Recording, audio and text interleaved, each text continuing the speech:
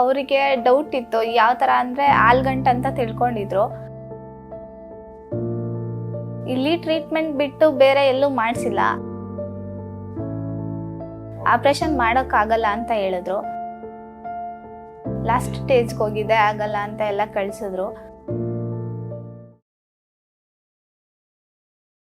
ಪೂಜಾ ಅಂತ ನಂಜನಗೂಡಿಂದ ಬರ್ತೀವಿ. ಪೇಷಂಟ್ ಬಂದು ನಮ್ಮಮ್ಮ, ಅವ್ರ ಹೆಸರು ಲಕ್ಷ್ಮಿ ಅಂತ, ಅವ್ರ ಏಜ್ ಬಂದು 58. ಸರ್, ಅದು ಅವರಿಗೆ ಡೌಟ್ ಇತ್ತು, ಯಾವ ಥರ ಅಂದರೆ ಆಲ್ಗಂಟ್ ಅಂತ ತಿಳ್ಕೊಂಡಿದ್ರು.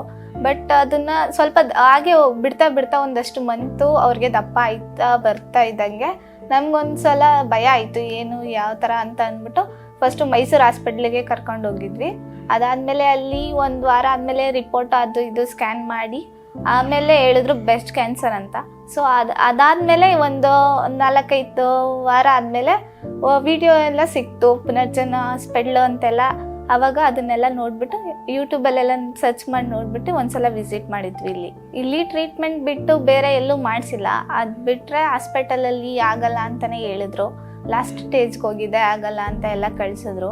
ಆಪ್ರೇಷನ್ ಮಾಡೋಕ್ಕಾಗಲ್ಲ ಅಂತ ಹೇಳಿದ್ರು. ಪ್ರಾಬ್ಲಮ್ಸ್ ಅಂತಂದರೆ ಅವ್ರಿಗೆ ಸರಿಯಾಗಿ ಊಟ ಏನು ಸೇರ್ತಾ ಇರಲಿಲ್ಲ ಟೈಮ್ಗೆ. ಅದೆಲ್ಲ ಬಿಟ್ಟರೆ ಸುಸ್ತು ಆ ಥರ ಏನೂ ಇರಲಿಲ್ಲ. ಬಟ್ ಇದೇ ಪೇಯ್ನ್ ಇತ್ತು, ಬ್ರೆಸ್ಟ್ ಹತ್ರ ಕ್ಯಾನ್ಸರ್ ಇದೆಯಲ್ಲ, ಅದು ಪೇಯ್ನ್ ಇತ್ತು ತುಂಬಾ. ಅವರಲ್ಲಿ ಸ್ವಲ್ಪ ಎನರ್ಜಿಟಿಕ್ ಇದೆ. ಅದಾದಮೇಲೆ ಜಾಸ್ತಿನೇ ಊಟ ಮಾಡ್ತಾರೆ. ಅದೆಲ್ಲ ತಿಂಡಿ ಊಟ ಎಲ್ಲ ಕರೆಕ್ಟಾಗಿ ಮಾಡ್ತಾ ಇದ್ದಾರೆ ಪಥ್ಯದಲ್ಲಿ ಇರೋದ್ರಿಂದ. ಅದು ಬಿಟ್ಟರೆ ಸ್ವಲ್ಪ ಪೇಯ್ನ್ ಬಿಟ್ಟರೆ ಇನ್ನೇನು ಇಲ್ಲ ಸರ್. ಟ್ಯಾಬ್ಲೆಟ್ ತೊಗೊಂಡಾಗ ಯಾವ ಥರನೂ ರಿಯಾಕ್ಷನ್ ಕೊಡಲ್ಲ ಸರ್, ಆರಾಮಾಗಿ ನುಂಗ್ತಾರೆ.